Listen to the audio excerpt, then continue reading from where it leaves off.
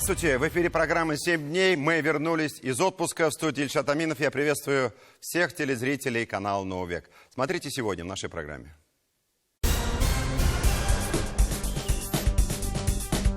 Стал глыбой, генерал настоящий производства. Меня все поддержали, совсем не отпустили. Если сравнивать Таиф с хорошими швейцарскими часами, то их только можно протирать, полировать, не лезть в механизм. Сила во благо и движение вперед. Новый этап и амбициозные проекты Таифа. Мышление надо поменять контролирующих органов. Понимаете, мышление. МПЦ – это витрина государства для молодого предпринимателя. Предприниматель никогда не будет любить власть. Мы их должны любить. Бизнес плюс власть равно. Любовь нечаянно нагрянет.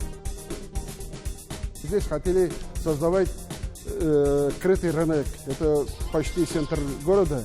По цене электроэнергии хотелось бы льготы или скидки были бы. Самый дешевый электроэнергия рынок – это вот Мариэл. Судьба резидентов, ошибки и, возможно, возвращение.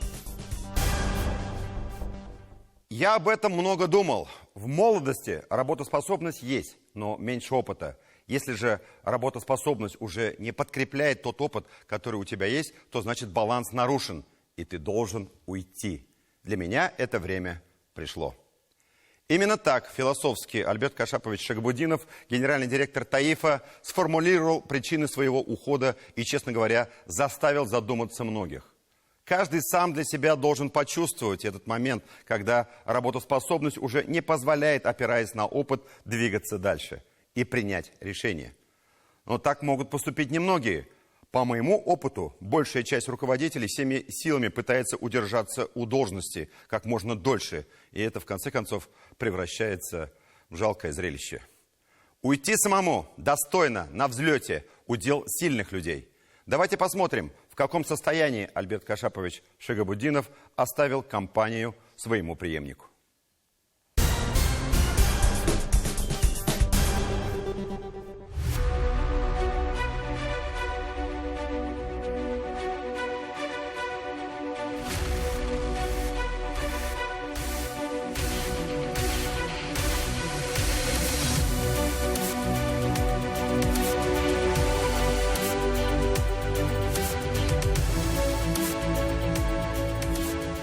В сентябре 2020 года исполняется 30 лет со дня создания внешнеторгового научно-производственного объединения «Казань», на базе которого 11 августа 1995 года было организовано акционерное общество «Таиф».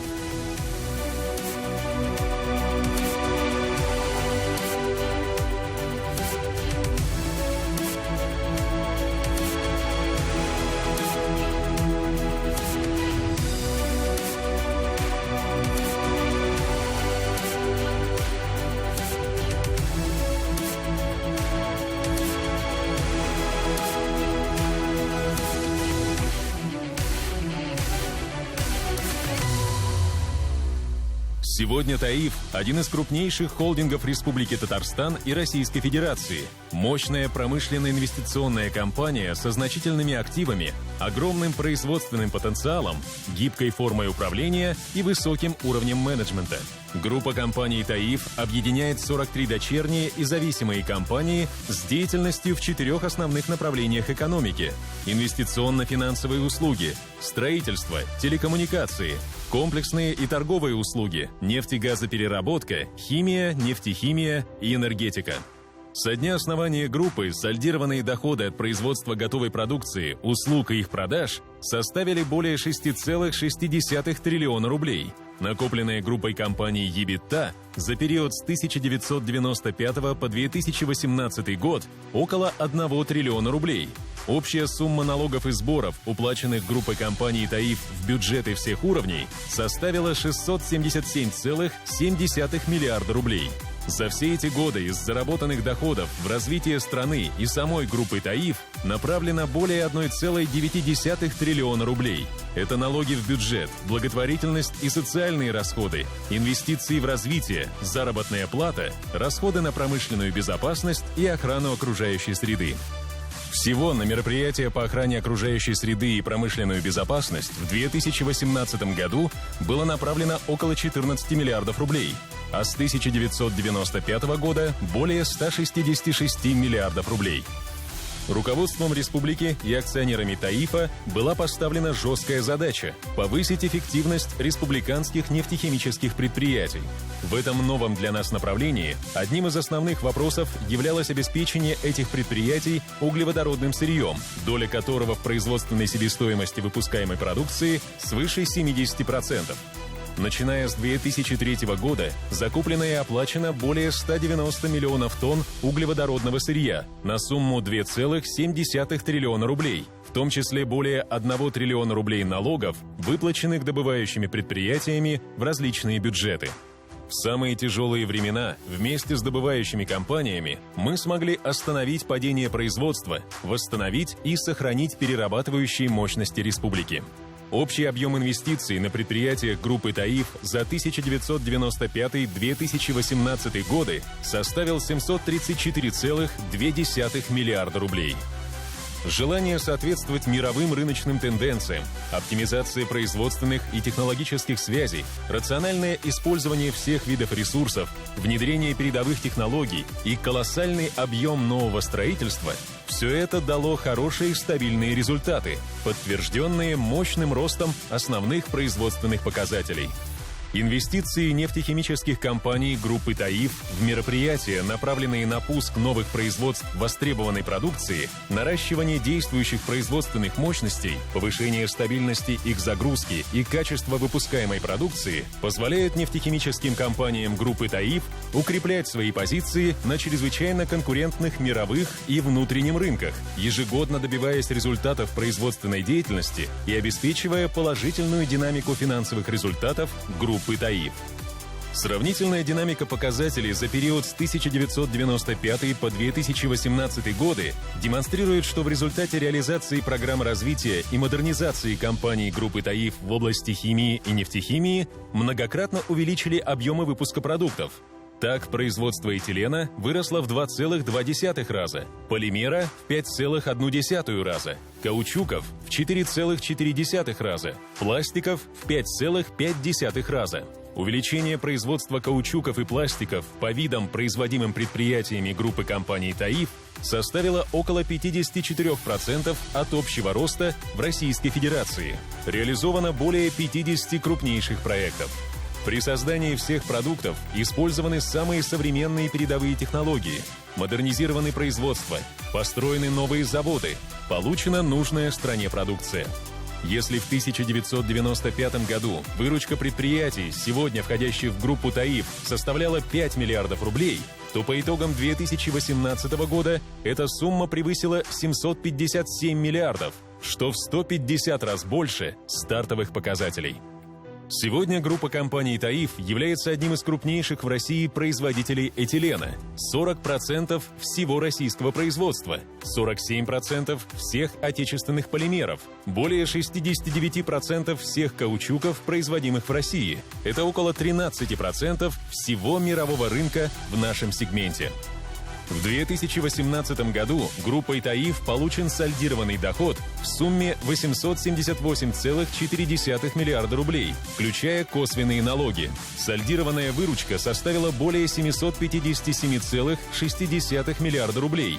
EBITDA – 143,9 миллиарда рублей. Инвестиции в строительство новых и модернизацию действующих производств составили 59,5 миллиарда рублей. Уплачено 61,6 миллиарда рублей налоговых платежей и сборов в бюджеты всех уровней и внебюджетные фонды. Социальная ответственность – один из важнейших принципов деятельности группы компаний ТАИФ. Высшей степенью социальной ответственности мы считаем своевременное и полное перечисление налоговых платежей и сборов. Только благодаря достигнутым результатам работы мы оказываем значительную благотворительную и спонсорскую поддержку образовательным, спортивным, лечебным и социально-культурным учреждениям, детским садам, приютам, малообеспеченным и многодетным семьям. Участвуем в восстановлении памятников истории и архитектуры Татарстана, возрождении Булгара и Свияжска, финансируем реализацию республиканских социально-жилищных программ, помогаем ветеранам войны, воинам-афганцам, инвалидам, детям-сиротам, малоимущим.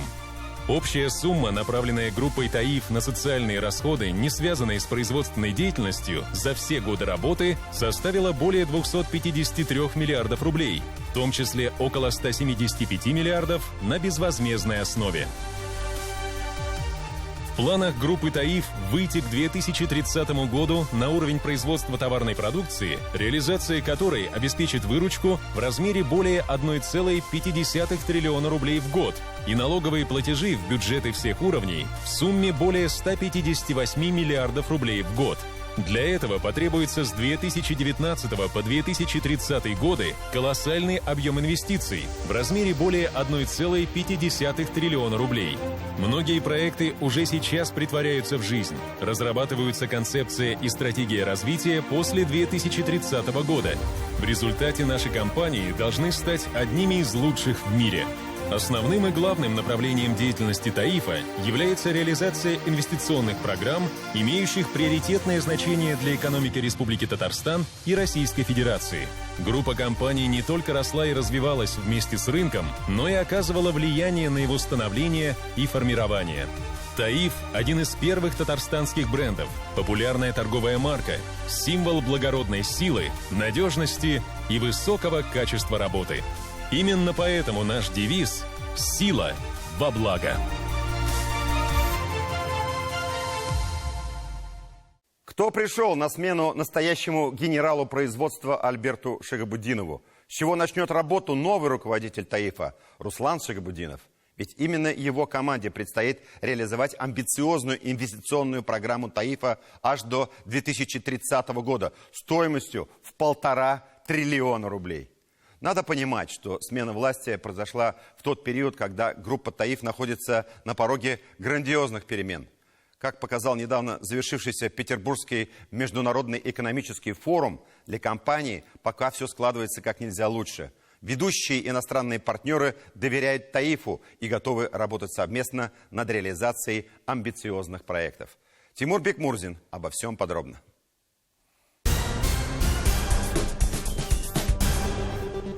Это человек, который целеустремленный, человек, который добивался невозможного. Сегодня ТАИФ невозможно представить без Альберта Шагабутдинова. Однако вечных директоров не бывает. Решение уйти для Альберта Кашафовича было трудным и непростым, но точно не спонтанным. Не такой он человек, чтобы делать что-то сгоряча. Шагабутдинов-старший, как всегда, все взвесил, обдумал, подготовил достойную смену. И в данном случае более чем уместно говорить о преемственности власти. Что и отметил в эксклюзивном интервью нашей программе Рустам Минниханов, поблагодарив выдающегося топ-менеджера России и Татарстана за его вклад в развитие компании и всей республики. Альберт Кашафович, он и технарь, и экономист, и администратор.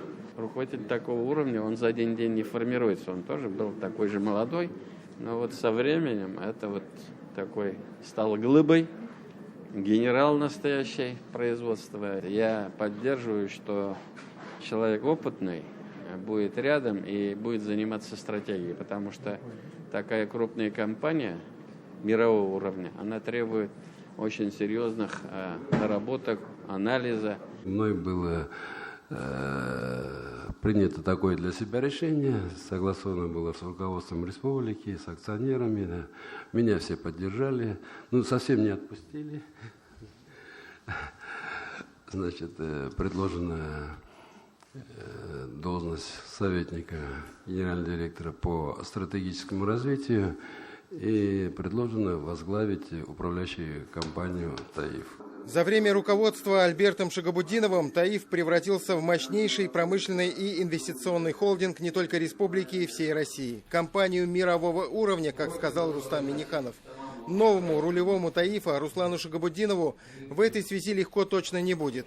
Ведь мало удержать высокую планку, нужно постараться обеспечить прорыв по ряду направлений. В частности, команде Руслана Шагабутдинова предстоит реализовать масштабный проект строительства нового этиленового комплекса в Нижнекамске. Под его началом продолжится амбициозная программа модернизации Казань-Оргсинтеза и энергообъектов в группе «Таиф». Все это знакомая для Руслана Альбертовича работа. Несмотря на молодость, он уже опытный управленец и талантливый руководитель. Поэтому Рустам Минниханов не сомневается в правильности выбора акционеров «Таифа». Руслан Альбертович, он уже прошел хороший путь на разных позициях. То, что вот он имеет опыт работы с крупными подразделениями «Таифа», Казань-Оргсинтез, Нижнекамск, нефтехимия, все будет ему в пользу. Быть таким же амбициозным, принципиальным и поставленные цели добиваться. Если сравнивать «Таиф» с хорошими швейцарскими часами, то их только можно протирать, полировать, не лезть в механизм. Революционных вещей пока не предполагается, потому что очень хорошо отлаженный, сбалансированный механизм по подготовке решений, принятию решений. Есть возможность только улучшать заложенные основы, заложенные программы. Для амбициозного роста «Таифу» нужны не только амбициозные проекты, с этим проблем у компании как раз никогда не было, но и серьезные инвестиции. Речь о миллиардах долларов. Реализовать в одиночку такие мегапроекты просто нереально. Да и передовой зарубежный опыт будет в помощь. Сейчас «Таиф» активно сотрудничает со всеми мировыми лидерами в своих отраслях.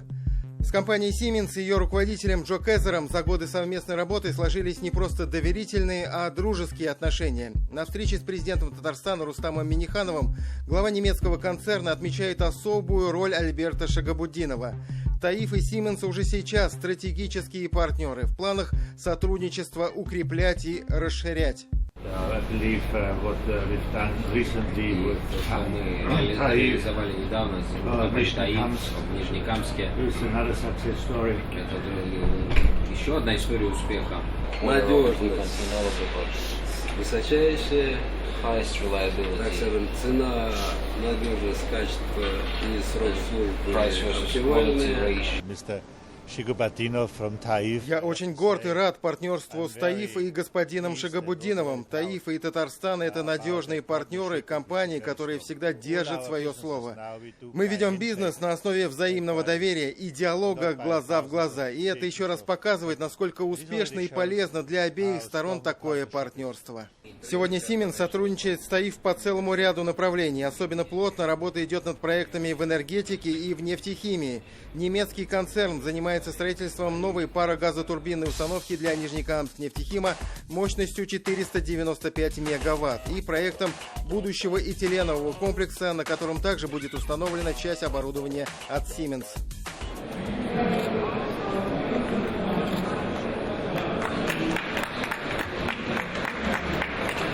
На полях форума в Петербурге были подписаны ряд ключевых документов, имеющих важное значение для республики и России в целом. В частности, «Таиф» подписал соглашение о стратегическом сотрудничестве с компанией Schneider Electric.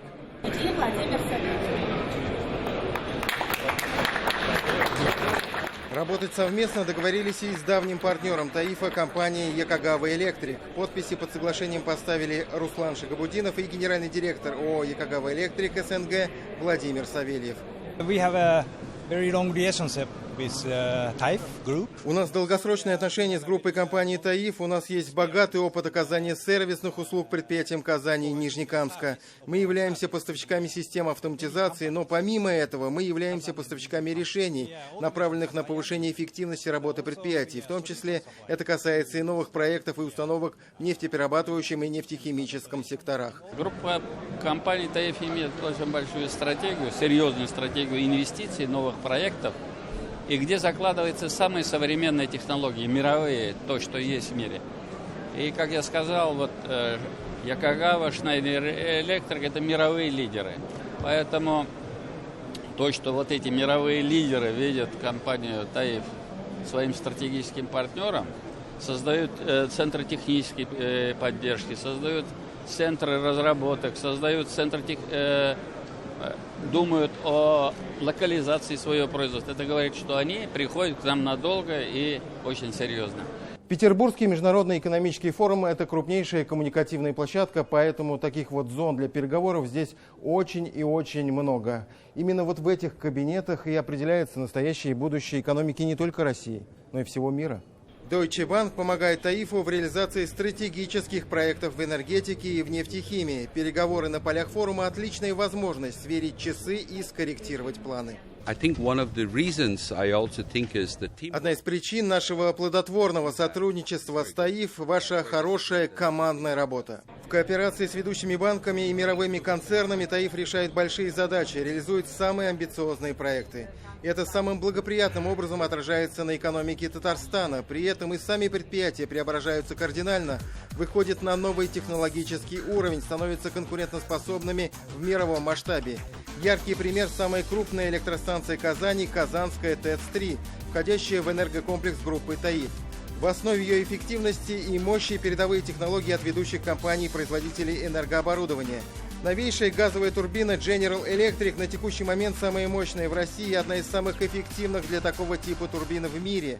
На переговорах на форуме в Петербурге еще раз обсудили перспективы дальнейшего сотрудничества, в том числе перспективы более глубокой модернизации Казанской ТЭЦ-3 и увеличения ее мощности.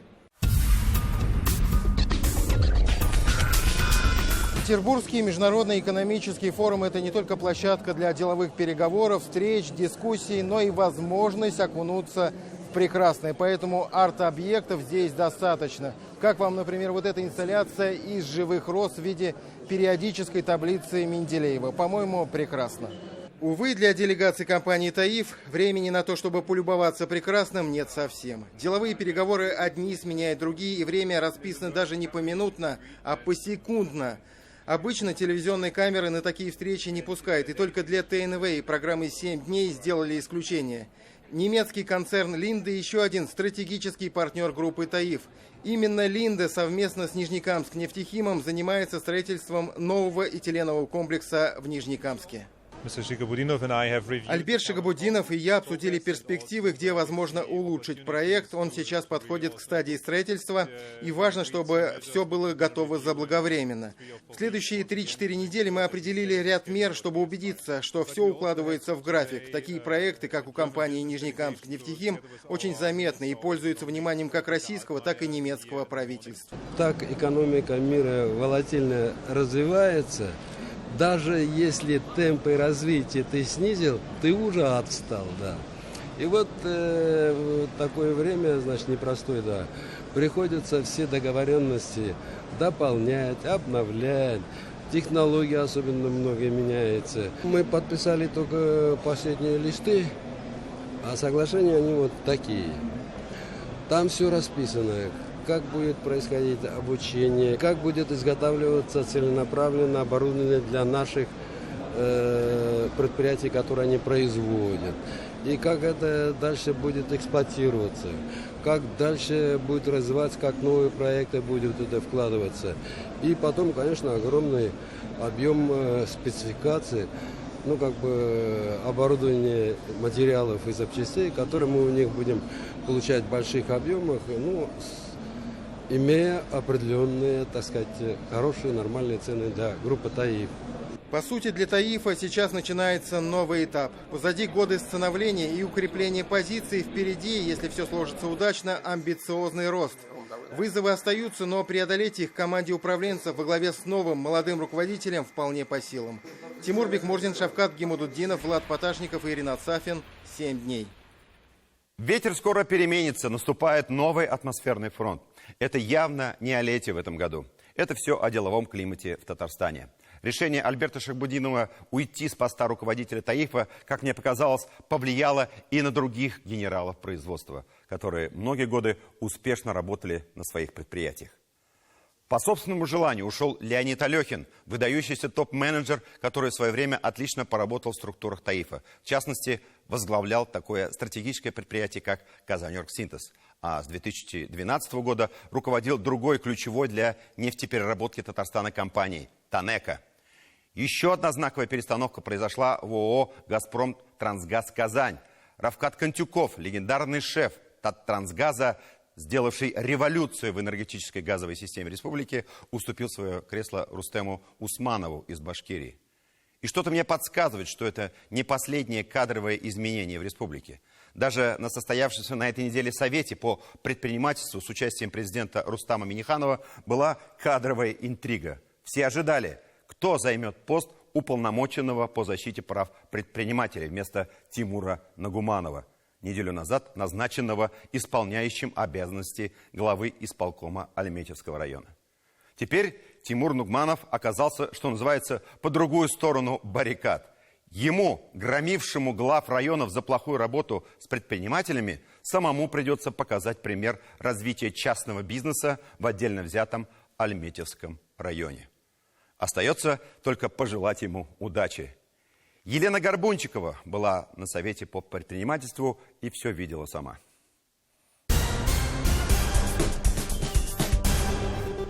У нас вот формируется диалог. Мы не просто показательно, значит, там пытаемся, вот какие главы хорошие и как предприниматели любят их. Предприниматель никогда не будет любить власть, но мы их должны любить. Предприниматель – человек, который хочет заработать денег. Да, вот надо исходить из этого. Насколько сильно власть любит бизнесменов, предстояло рассказать главам 4 районов республики. Из всех лишь они оказались готовыми представить проекты по оздоровлению делового климата. Бережливый МФЦ – результат полугодовой совместной работы Нижнекамской администрации, местных предпринимателей и бизнес-наставников. Работу МФЦ полностью переформатировали. Еще месяц назад до старта проекта Нижнекамский центр отказывал в регистрации каждому второму заявителю. Муниципальная услуга принятия решения о представлении разрешения на условно разрешенный вид использования земельного участка. В процессе задействованы 20 человек. Срок оказания превышает в 2-3 раза от нормативного. Одно из простых показательных мероприятий, которое уже реализовано, это исключение 3 участников, 3 согласовантов из этого процесса. И уже это сегодня дало результат сокращения сроков оказания услуг на 5 дней. Разработчики проекта заверяют, цифровизация всех процессов поможет сократить сроки согласования в 2 раза, а количество возвратов документов в 10 раз. Мы считаем, что МФЦ – это витрина государства для молодого предпринимателя. В тот момент, когда они впервые взаимодействуют, это происходит именно там. И мы считаем, что этот момент должен быть максимально комфортным именно для предпринимателя, чтобы он хотел дальше работать и платить налоги. Предприниматели считают, что тормозила работу центра и низкая квалификация сотрудников. Сейчас они учатся работать в новых реалиях. Первый анализ эффективности проекта проведут в конце июля. Чтобы система заработала в полном объеме, потребуется 1,5 года. Есть услуги, которые исключительно на муниципальном уровне согласовываются между собой и предоставляются, где нам легче договориться и реализовывать их. А есть услуги, которые государственного регионального значения, участвуют организации. С ними надо выстраивать новые регламенты и прочее. Это намного дольше, и это нужно согласование вышестоящего руководства республиканского и федерального. То есть где-то законотворчеством связанные. Рустам Минниханов дал высокую оценку проекту «Бережливый НФЦ» и поручил главам других районов перенять опыт нижнекамских коллег. О том, что цифровизация может стать главным инструментом в привлечении потенциальных инвесторов, говорил Ильхам Кашапов.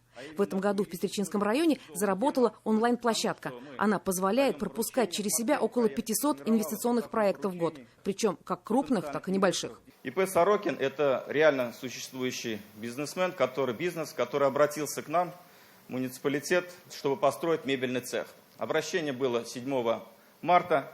Комиссия рассмотрела проект, сформировала протокол поручений, занесла в систему и зафиксировала сроки исполнения ответственных лиц. В течение 2 месяцев мною в онлайн-режиме отслеживалось исполнение этих поручений. И надо сказать, я не провел ни одного совещания. В результате строительство мебельного цеха началось 20 мая.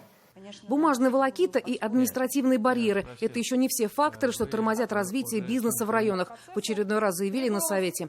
Между властью и бизнесом по-прежнему отсутствует коммуникация. Ее в Бугульминском районе начали выстраивать посредством все тех же онлайн-площадок. Мы уже организовали канал «Бизнес Бугульма» для быстрого и простого общения с предпринимателями. Кроме того, для систематизации базы данных и постоянного обновления мы планируем организовать персонализированный подход к каждому предпринимателю путем внедрения в нашу работу CRM-системы. Мы будем делать сейчас все так, чтобы получалось.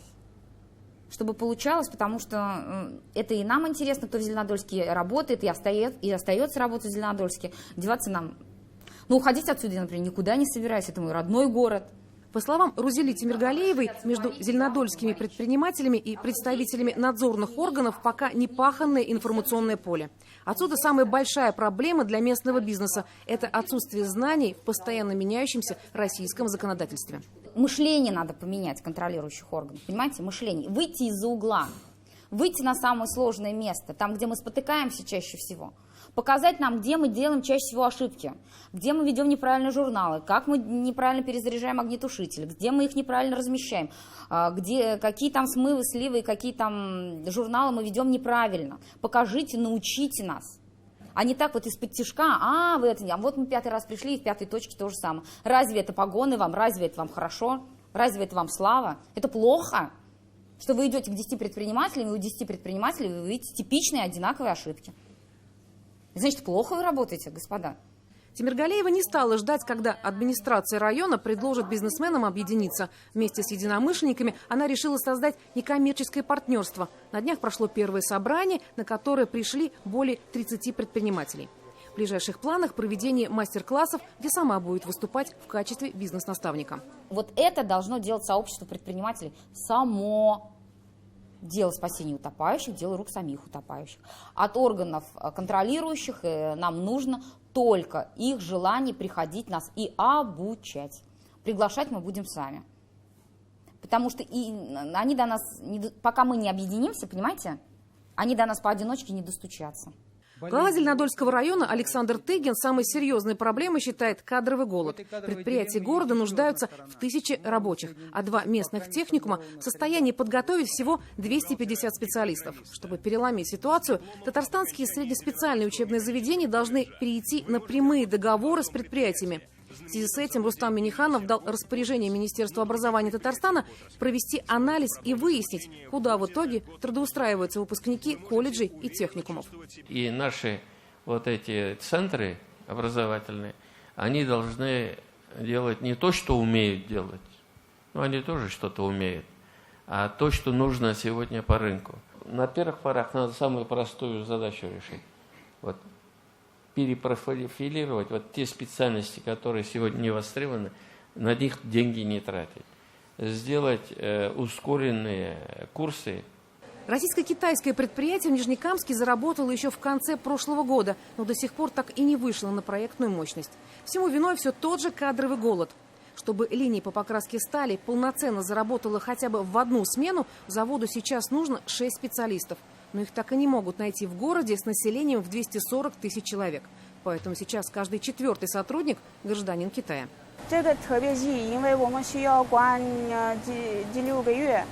По мнению Алевтины Кузьминой, одна из причин – все оборудование на предприятии китайское. Как на нем работать, нового сотрудника надо еще научить. Вторая проблема – китайский менталитет, который татарстанцам познать пока не удается.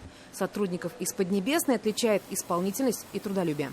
Первое – это внимание к мелочам. Каждая мелочь – это важна. Второе – в любой сложной ситуации сохраняем спокойствие.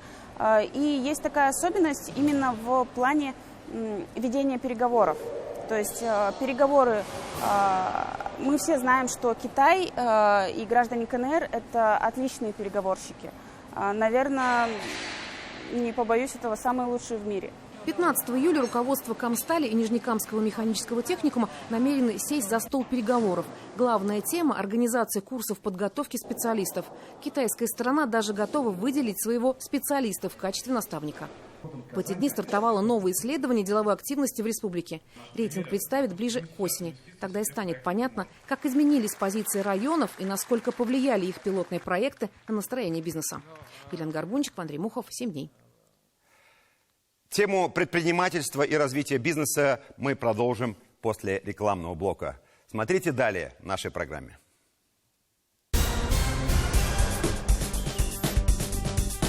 Здесь хотели создавать крытый рынок. Это почти центр города. По цене электроэнергии хотелось бы льготы или скидки были бы. Самый дешевый электроэнергорынок – это Мариэл. Судьба резидентов, ошибки и, возможно, возвращение. Рустам Минниханов провел совещание по вопросу перехода застройщиков на проектное финансирование с использованием счетов эскроу. О ситуации в Татарстане доложил министр строительства, архитектуры и ЖКХ Идик Файзулин. Рустам Минниханов посетил Дом татарской книги с мемориальной квартирой Шарифа Камала. В этом году завершена реконструкция музея. Рустам Минниханов осмотрел мемориальную квартиру писателя, ознакомился с экспозицией «История татарской книги от пергамента к цифре» и знаменитой татарские книги. Рустам Минниханов встретился с губернатором Омской области Александром Бурковым. Было подписано соглашение между правительством республики и правительством Омской области о сотрудничестве в экономике, культуре, социальной и иных сферах. Рустам Минниханов посетил Казанский молочный комбинат. Здесь после модернизации состоялся символический запуск производства. Рустам Минниханов отметил, что все сделанное на предприятии – это только первый этап модернизации. Инвестор уже вложил 1 миллиард 600 миллионов рублей. Рустам Минниханов по видеосвязи принял участие в заседании Президиума Совета при президенте России по стратегическому развитию и национальным проектам. Провел заседание председатель правительства России Дмитрий Медведев. Развитие контактов между деловыми кругами Татарстана и Словакии будет способствовать укреплению российско-словацких отношений. Об этом Рустам Минниханов заявил на встрече с председателем парламента Словацкой Республики Андреем Данко. Встреча прошла в Казанском Кремле. В четверг Рустам Минниханов находился с рабочей поездкой в Москве. На урбанистическом форуме президенту презентовали предложения по совместной образовательной программе Национального исследовательского университета Высшей школы экономики и Республики Татарстан. Программа предполагает повышение квалификации для специалистов, которые на местах участвуют в реализации приоритетного проекта формирования комфортной городской среды. Рустам Минниханов выступил на панельной дискуссии «Среда для развития. Комфортный город как драйвер экономики».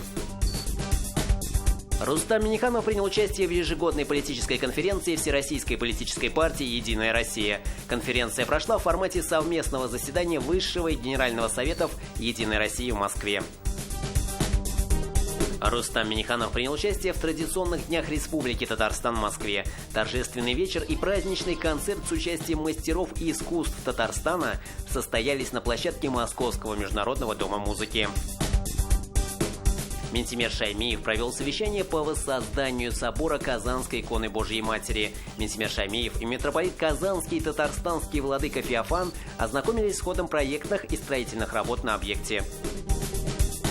В Казани на неделе прошел 13-й конгресс антропологов и этнологов России, участие в котором приняли более 1000 ученых из России и 20 стран мира.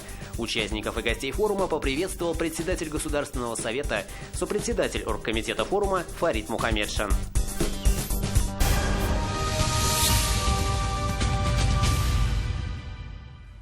Мы продолжаем программу «7 дней». На этой неделе состоялась еще одна встреча бизнесменов с представителями уполномоченного по защите прав предпринимателей. Она проходила уже не в Казани, а в Нурлате, как того требовала повестка дня. А дело вот в чем. То, что вы видите на этих пока еще гипотетических картинах, это новый облик центральной улицы Карла Маркса в Нурлате. Проект разработан Казанским архитектурным бюро и направлен в первую очередь на то, чтобы превратить обычную и хаотично организованную транзитную зону в место притяжения для горожан. Для этого будут расширенные тротуары, несколько сужена проезжая часть, проложены велодорожки. Появится сразу несколько общественных пространств, скверики, театральные площадки. Будет ничем не хуже, чем в учебниках по созданию комфортной среды для людей. Даже в Казани ничего такого именно с улицами еще не делали. И люди в Нурлате в массе своей, конечно, не против. Но, как это часто бывает, любой проект начинает распадаться на большое количество деталей, которые не могут устраивать всех. А самые консервативные граждане у нас – это именно предприниматели. Страх перемен, боязнь всего нового – это как раз про наш бизнес, которому весь предыдущий опыт подсказывает, что изменения бывают только к худшему. Нурлатские бизнесмены, имеющие свои торговые точки на улице Карла Маркса, выступают в эти дни против. Против не проекта в целом, а небольшой детали. Дело в том, что количество парковок на центральной улице города будет сокращено. Повторяю, сокращено, а не уменьшено до нуля. Предприниматели считают, что это неминуемо приведет к уменьшению продаж и полному банкротству бизнеса. Почему они так считают?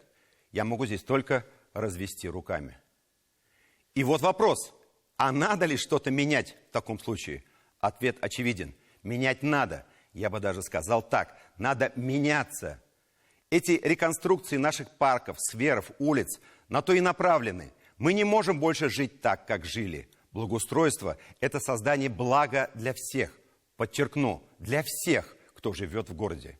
Как мы уже сказали в начале, с предпринимателями ведут диалог. Они не враги, они обычные люди, которых нужно выслушать и успокоить. А заодно поговорить и с обычными гражданами Нурлата, которые вообще считают утопией создание прогулочных зон в таком небольшом городе, как Нурлат. Да-да, теперь там есть и такие. Всех выслушал Михаил Любимов.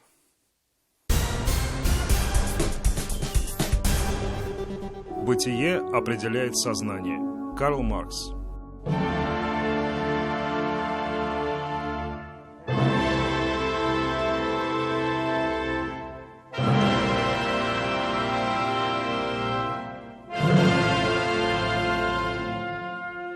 Улица Карла Маркса в Нурлате – это Нурлатская Тверская. Широко и дорого, прямо в самом центре города. Вместительная четырехполосная проезжая часть, узенькие и тесные тротуары, необитаемые зеленые островки между ними, кое-где перепрофилированные в парковки. Улица как улица, таких миллион в стране. Очередное доказательство того, что все эти десятилетия человеческое сообщество здесь не двигалось к более совершенным формам организации, а просто приспосабливалось так или иначе к тому, что есть в наличии, как и в любом другом российском городе. В первую очередь ее сделали более-менее сносной для передвижения из спячки все большего числа автомобилей. Ходить тут небезопасно, да и не очень удобно. Транзитная зона, по сути, это антиулица, не предполагающая никаких нерациональных перемещений граждан. Для многих в Нурлате это, в общем, новость, и поэтому, когда в этом году архитектурная наука постучалась в головы местных жителей, ей, конечно же, не открыли. Что же такого революционного предложили архитекторы-урбанисты? Они сузили проезжую часть до 2 полос, существенно расширили пешеходную зону улицы, проложили велодорожки и кое-где сократили количество парковочных мест. В том числе, естественно, перед разного рода торговыми точками. И тут началось. В наше время вообще любой человек очень дорожит своим временем. И идти гулять куда-то и купить там что-то по пути, сейчас такого нет. Понятно, что доходность наших предприятий рухнет, и многие даже предприниматели разорятся, сократятся рабочие места, и многие останутся без работы. Почему предприниматель должен разориться? Нет парковочных мест, нет покупателей. А вот как? Да, вот нет продажи. Да, нет продаж. Люди у нас привыкли подъехать, забежать, купить, уехать. Вот. Если менталитет города, да, никуда от этого не денешься. Ах, вот оно, это слово, которым размахивают словно знаменем все те, кто так страшится любых перемен. Святая уверенность в том, что все упрется в какие-то российские реалии. Все нормальное всегда воспринимается как нечто новое, а сокращение парковок на Карла Маркса – это как раз эволюция, это как раз нормально. По большому счету, им тут совсем не место. Откуда такая убежденность в том, что люди останутся без работы, если покупатели не смогут высовывать свои конечности из своих авто прямо на торговое крылечко? Да ниоткуда. Нет таких данных, статистики, цифр, наоборот. Весь мировой и российский опыт, а Нурлат – это не отдельная планета, говорит о том, что пешеходные улицы только способствуют и деловой активности, и покупательскому спросу. Но страх перед неизвестностью велик и обоснован. В глазах нурлатских предпринимателей пешеходы – это такие временно недееспособные люди. Они или с колясками, или с палочками, или вообще еще дети. Тоже нужны парковки. И въезд нужен, чтобы... тут вообще хотят убрать въезд. Как мы вообще будем работать? А вот представьте себе, что здесь будет большая пешеходная зона, и здесь будет в 10 раз больше пешеходов, чем сейчас. А зачем пешеходы? Если люди приезжают за букетом на машинах. Ну вот, а зачем, если все на машинах? А зачем, например, ставить фонари на темных улицах, ведь там темно и все равно никто не ходит? Это железная логика и печальный опыт, и, Боже нас упаси, осуждать наших героев. Они и правда не знают, что такое пешеходы, и никогда их не видели. И неудивительно, что у проекта реконструкции улицы столько противников не только среди предпринимателей. Это наша пассивная созерцательность иногда просто не способна разглядеть вот это чувство перспективы.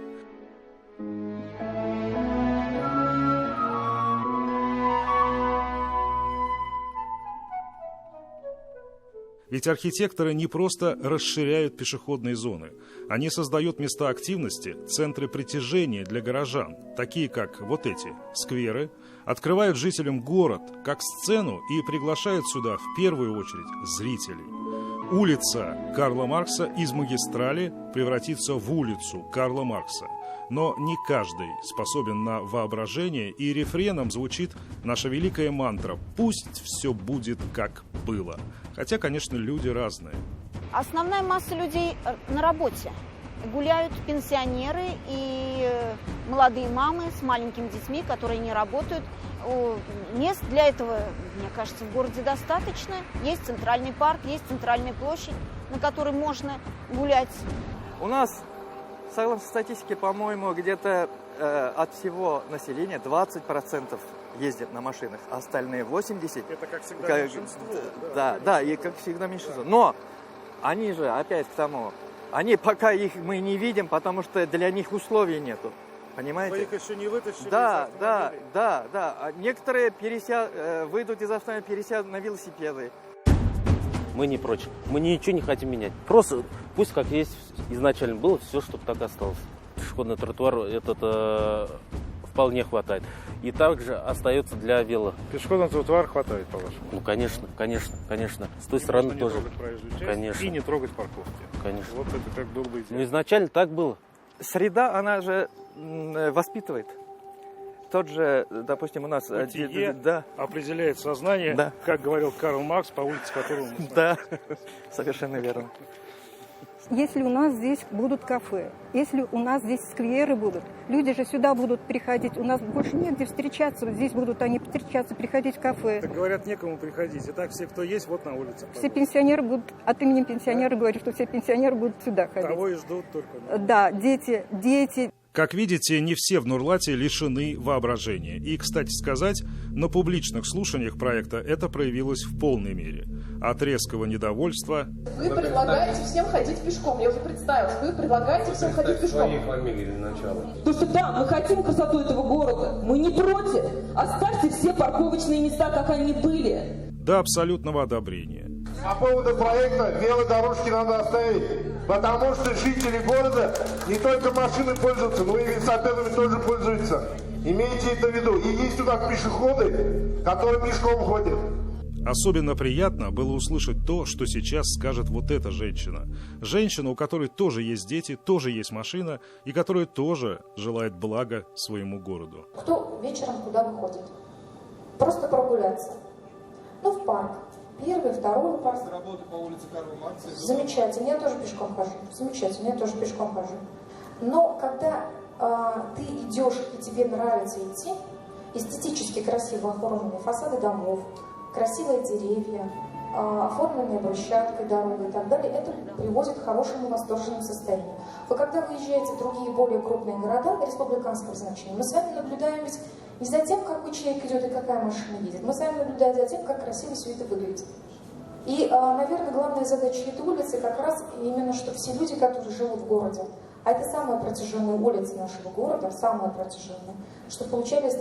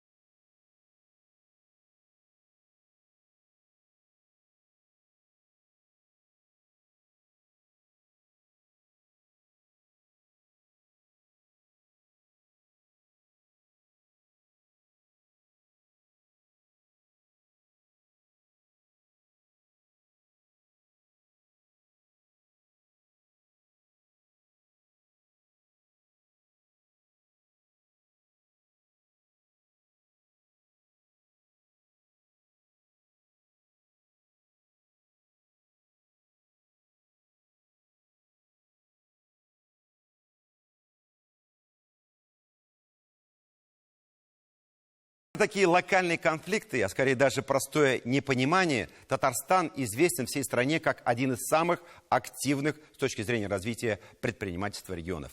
Многие эксперты говорят о том, что в бизнес-среде появилось такое понятие, как татарский предприниматель.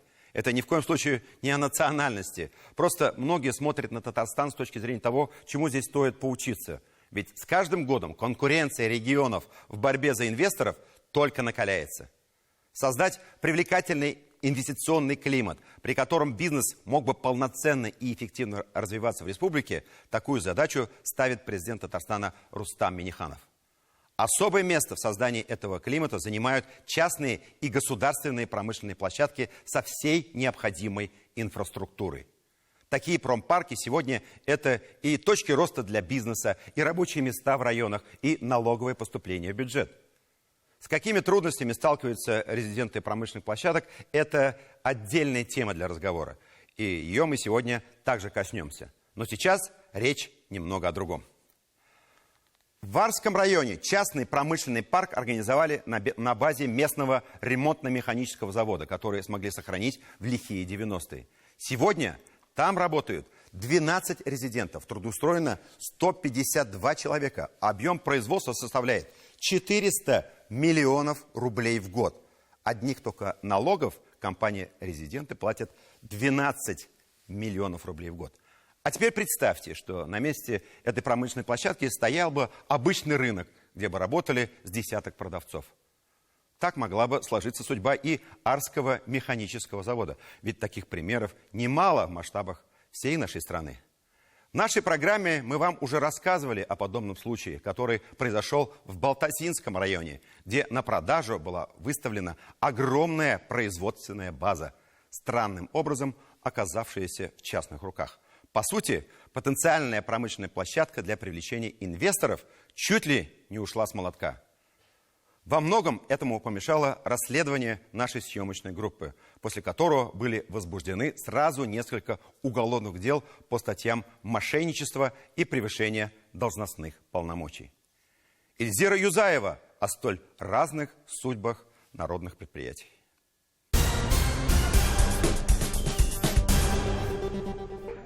Вот уж точно, все тайное когда-нибудь становится явным. Эта история спустя более чем 20 лет получила огласку и стала поводом для серьезных разбирательств.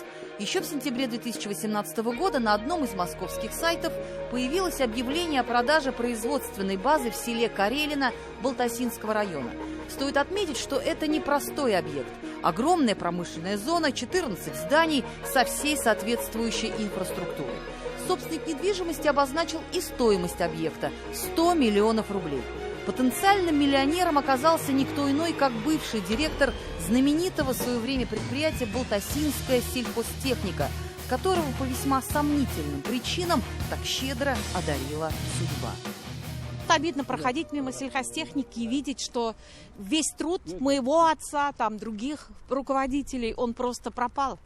В прошлом году мы пообщались со многими участниками тех лихих событий, которые, по сути, привели к единоличному и весьма спорному обогащению всего одного человека. Сложно было усомниться в правдивости истории падения огромного предприятия, так как эта история звучала из уст очевидцев.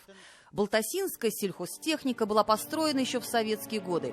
Как и многие предприятия, в 90-е пережила банкротство и смену формы собственности. Но несмотря на приватизацию, практически все акционеры, то есть бывшие работники, остались, что называется, с носом. На предприятии был назначен новый директор Рафаэль Габдрахманов, которого связывали тесные семейные узы с бывшим главой Балтасинского района Маратом Зариповым. Несмотря на все чаяния трудового коллектива, новому директору Балтасинскую сельхозтехнику так и не удалось поднять с колен. Предприятие было загублено на корню. Но даже остатки для руководителя оказались бы сладкие, если бы он успел продать производственную базу за 100 миллионов рублей. Мына алган кишинең дә намусы булырга тиеш иде. Чөнки кеше хакына ул дин буенча дагы, закон буенча дагы кеше хакына керергә тиеш түгелләр. Бывший председатель правкома предприятия Табрис Абдрахманов давно уже на пенсии. По его словам, тогда люди лишились не просто надежды на обеспеченную старость. Ведь акции предприятия, если бы оно приносило доход, им могли бы гарантировать хоть какое-то денежное довольствие. Люди лишились работы. Многие уехали из района в поисках лучшей жизни. Балтасинский район до сих пор не может оправиться от этой чьей-то грубой ошибки, которая не привела ни к чему, кроме мимолетной наживы. Район до сих пор дотационный. Нечего предложить и молодому поколению. Подобных предприятий в районе нет и вряд ли уже когда будет. Как и чем привлекать инвесторов в современных условиях бизнеса, если имеющиеся ресурсы, которые должны работать, попали не в те руки? Распродаж, один раз за него деньги получишь, потом как дальше, как людям в глаза посмотреть. Казалось бы, два соседствующих района, два схожих предприятия и такие разные судьбы. Ремонтно-механический завод в Арском районе в советские годы также был передовиком промышленного производства. Здесь ремонтировали и восстанавливали двигатели для 6 тысяч тракторов и автомобилей ежегодно.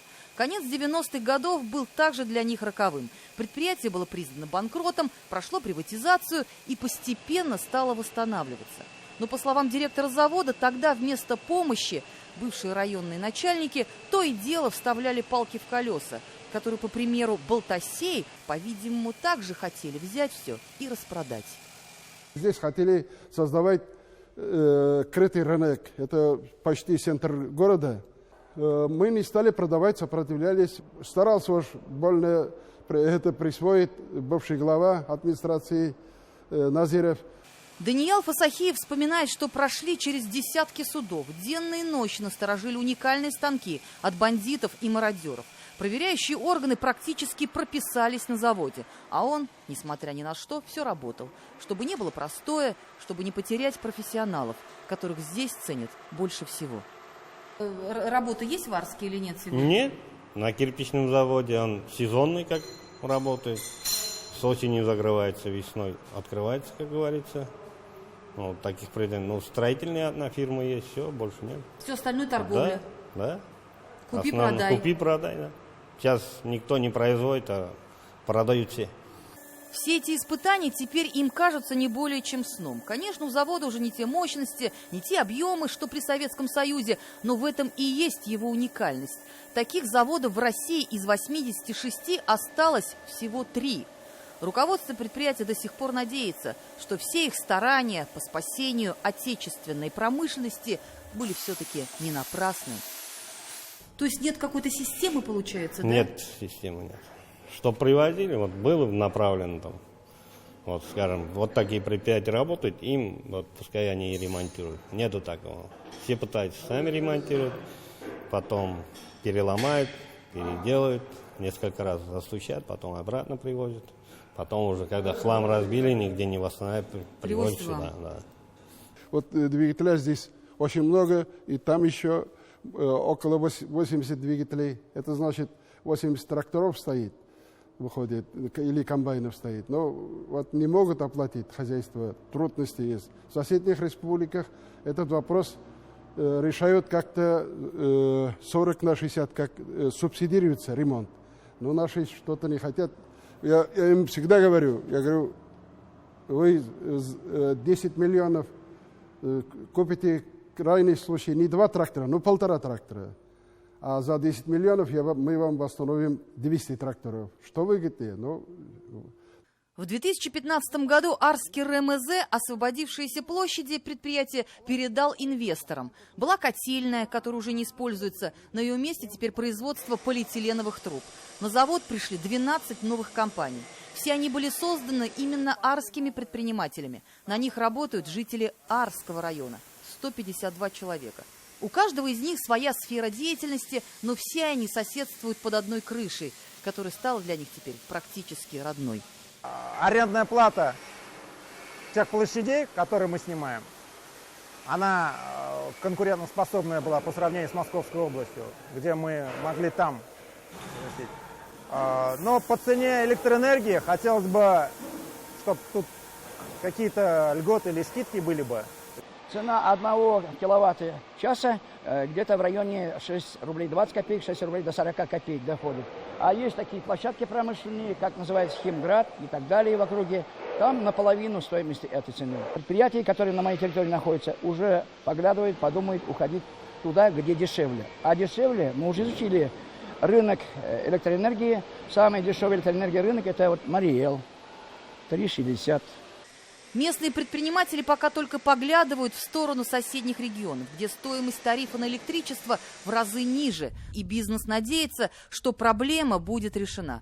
Пока терпят. Своя, говорят, рубашка ближе к телу. Тем более, когда с арендодателем так повезло. Кто бы мог подумать, что через 20 лет завод РМЗ вот таким образом обретет новое дыхание. Что нужно было для этого? Терпение, прозорливость, чутье или простая способность человека оценивать свои поступки и желания, что в народе именуется просто совестью.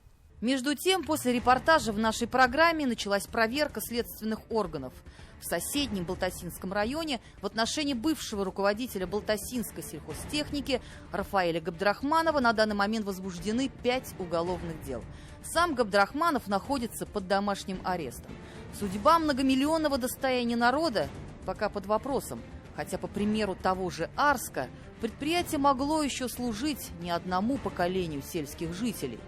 И надеемся, что еще и послужит. Ильзира Юзаева и Роман Безменов. 7 дней. Мы продолжаем наш специальный проект «Неделя в столетии», приуроченный к юбилею ТАССР. Напомню, указ о праздновании уже подписал президент страны Владимир Путин. Всю неделю наш корреспондент Сергей Темляков изучал в учебниках и архивах самые знаменательные даты первой недели июля. Эта неделя в истории Татарстана знаменательна целым рядом событий. 1 июля 1920 года открыто регулярное сообщение. Железнодорожными путями соединена Казань и Екатеринбург, Казань и Москва. В 1928 году в Казани при Наркомздраве впервые в республике создано общество борьбы с алкоголизмом. Причина – был зафиксирован рост продаж и доступности алкогольных напитков разной крепости. В деревне было популярно самогоноварение, а контроля как такового не было. Тогда на душу населения приходилось почти по 3 литра алкоголя в год. Общество трезвости в Казани существует и сегодня, в основном при церковных храмах. В эти дни в 1925 году в республике была создана отдельная комиссия по ликвидации банды Шакура. Ликвидаторов возглавил начальник Татцентра розыска НКВД. Банда промышляла конокрадством. О ловкости главаря Шакура ходили легенды. Народная молва возвела его в ранг татарского Робин Гуда, поскольку шакуровцы добычей иногда делились с односельчанами. Летом 1926 года выездная коллегия Верховного суда РСФСР приговорила Шакура Рахимова и 13 его сообщников к расстрелу. 1 июля 1933 года Государственная комиссия подписала акт о приемке Казанской ТЭЦ-1. До появления станции трамваи в городе ходили на электричестве, подаваемые с силовой электростанции с 3 паровыми машинами по 350 лошадиных сил. Мощность новой станции была такова, что ее хватило бы и на весь сегодняшний электротранспорт Казани. Благодаря этой станции электрический ток пришел на казанские окраины, даже дальние – в Юдино, Васильево, Зеленодольск. В 1961 году на городских автобусах страны установлен единый тариф платы за проезд 5 копеек, а также подписано распоряжение Совета министров о создании Казанской студии кинохроники. 1 июля 1962 года в составе историко-филологического факультета Казанского государственного университета образована кафедра и отделение журналистики. 1 июля 1993 года истек срок свободного обращения ваучеров, российских приватизационных чеков. На бирже обладателям предлагали за ваучеры акции российских приватизируемых предприятий и коммерческих фирм. Реальная цена, за которую тогда можно было купить ваучер в Казани, составляла 8 тысяч рублей. 3 июля 1927 года вошло в историю ТАССР когда-то официального перевода татарской письменности с арабской графики на латинский шрифт. В этот же день, в 1970 году, в Казани открыли памятник создателю самой знаменитой мази – хирургу Александру Вишневскому. С 1912 по 1935 год он заведовал 3 кафедрами Казанского университета – общей хирургии, госпитальной хирургии, факультетской хирургии.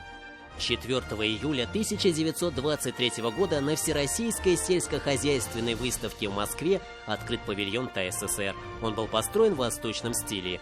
Постройкой павильона ради экономии средств и материалов занимались в Казани. Во дворе бывшего реального училища на Булаке уместился павильон в 15 вагонов. 4 июля 2000 года в Париже на заседании Совета ЮНЕСКО Казанский Кремль был включен в список мирового наследия. Два главных политических события в жизни Татарстана состоялись 4 июля. В 1991 году на 5-й внеочередной сессии Верховного Совета присягу принял первый президент Республики Татарстан Минтимер Шаймиев, избранный 12 июня. В этот день Минтимер Шаймиев официально вступил в должность первого президента Татарской ССР, дав клятву на верность многонациональному народу республики.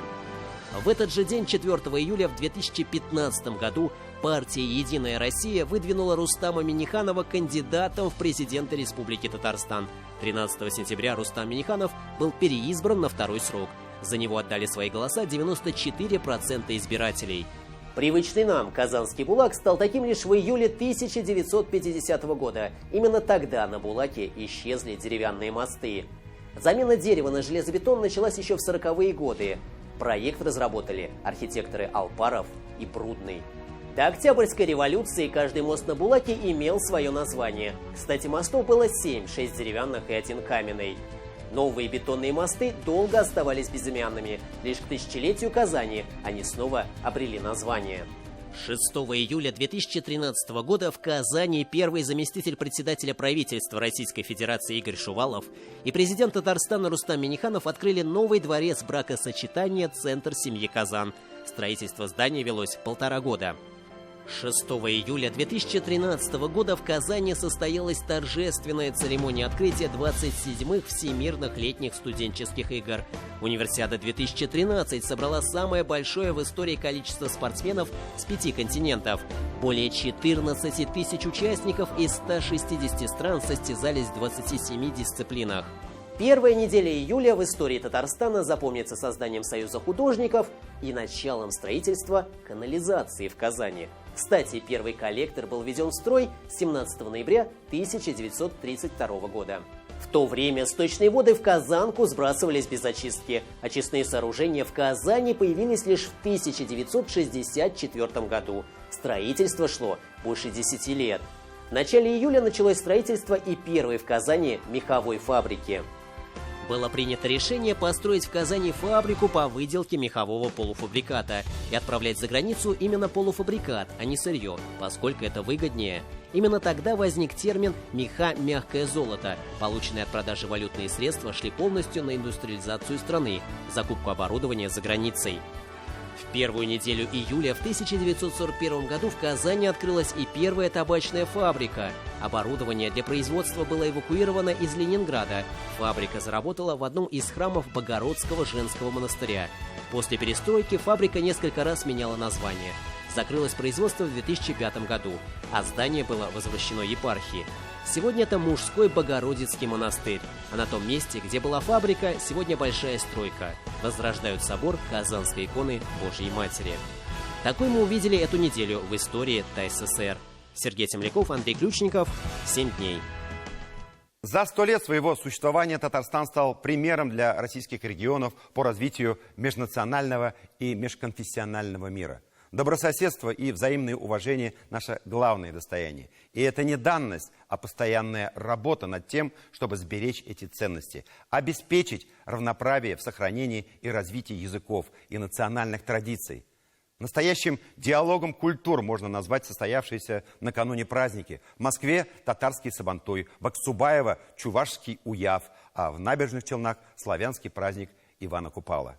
В песнях и танцах, театрализованных сценах и спортивных состязаниях мы познаем и узнаем культурный код друг друга и традиции разных народов. За очередным свидетельством культурно-этнического многообразия республики наблюдал Артур Халилулов.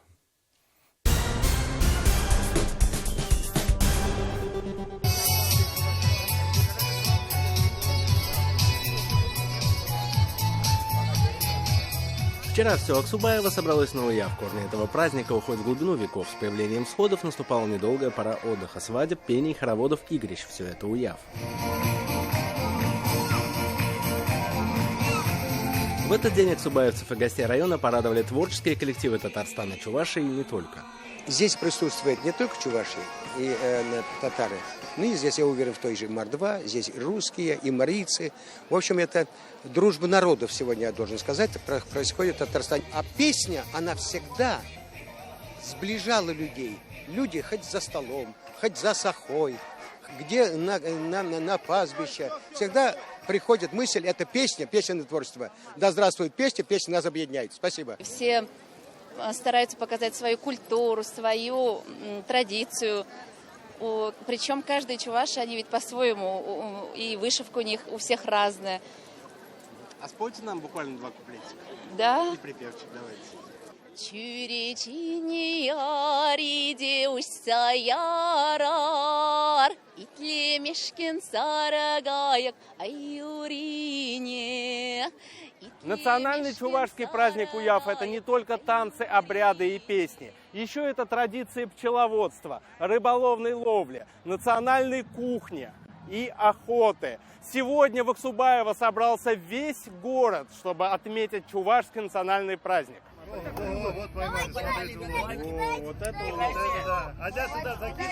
Очень хороший был, чтобы рыбка была большая, прибольшая, маленьких не было. Сегодня поймали на речке деревни Дарханка, вот щуку. Сколько здесь килограмм? Килограммов 5 будет. Вау. В этот день все гости праздника могли познакомиться с уходящими в века традициями чувашского народа. И посмотреть было на что, как и узнать. Почему чуваши справляли Уяв? Они хотели, чтобы чуваш с чувашином соединили свои судьбы. В этот день собирался молодежь. Молитву прочитает женщина, хмель кидает в воздух и говорит, сколько лепесточком хмеля, чтобы столько человек нашли себе пару. А сейчас расскажите нам, пожалуйста, про чувашский дом. Сейчас мы узнаем про чувашскую культуру. Вот это чувашский дом. Здесь живет человек древней веры. Как вы видите, в углах ничего нет, ни икон, ничего. У нас в доме есть хозяин дома, у каждого дома. Хозяйка. Для этой хозяйки у чуваш всегда висит полотенце. Это подарок. В доме тарелки хранятся, здесь наверху мука хранится, хлеб пекут, печка всегда у всех есть. Вот здесь заготавливают зерно. Национальные чувашские традиции, культура и быт очень сильны в Татарстане. Здесь живет более 100 тысяч чувашей. Это 3-я по численности этническая группа в республике. Я хочу попросить всех тех, кто на этом празднике, давайте мы искренне, бурными аплодисментами поблагодарим президента Республики Татарстан за его патриотические чувства. Можно мне тоже один костюм? Вот он нам 2 костюма выделил, и я считаю, что мы полностью перевоплотились в полных участников этого прекрасного праздника. Ведь такой красивый праздник, независимо кто ты такой, какая у тебя национальность, мы здесь все вместе. К слову, президент Татарстана вчера не только побывал на празднике. Рустам Минниханов открыл сквер и памятник имени Александра Гуляева, первого министра лесного хозяйства ТАССР, и возложил цветы у другого монумента в честь первого народного поэта Чувашии Николая Полорусова. С фамилией поэта связана интересная история, которую поведала его правнучка. Я знаю такой факт, что он был единственным первым человеком в своей деревне, он родился в Узеево, который научился говорить на русском языке. Поэтому фамилия его первоначально была Матвеев, и его стали звать Полорусовым, как бы наполовину русский. Про славянскую историю и культуру помнили накануне в Набережных Челнах, где прошел народный обрядовый праздник Ивана Купала. Чтоб хороводы вокруг них пестрели и пенье чудо. Это праздник солнца, зрелости лета и зеленого покоса. Вечером и ночью здесь обливаются водой, купаются, собирают лечебные травы и плетут венки. Среди традиций гадания, выслеживания ведьмы и мифических чудищ.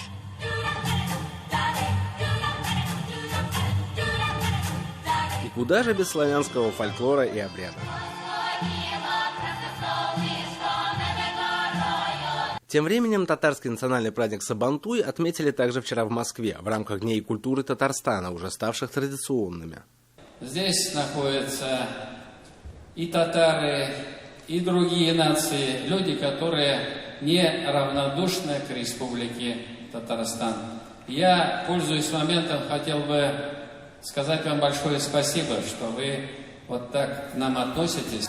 Между тем, в московском заповеднике Коломенское каждый год звучат татарские песни, а столы ломятся от пьяств. Ну и традиционные спортивные состязания, которыми так славен Сабантуй. Все испытания выдержать непросто. Сложно пройти. Очень раскачивает в конце. Татарстан на московском Сабантуе представил председатель Госсовета Республики Фарид Мухаммедшин. Он отметил столь желанную для себя новинку 2019 года. Наконец-то на Майдане Московском мы увидели лошадей.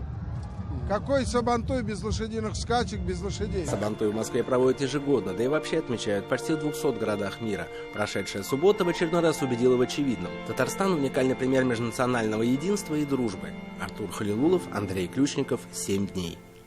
Еще один праздник будет отмечаться завтра. Это День любви, семьи и верности. По обычаям, этот день принято посвящать близким. Несмотря на понедельник, пусть время для любимых найдется у каждого. На этом у нас все. Бір-бірімізні яратып, хурмат етіп яшайық. Всем наилучшие пожелания. Встретимся через неделю на канале ТНВ. До свидания.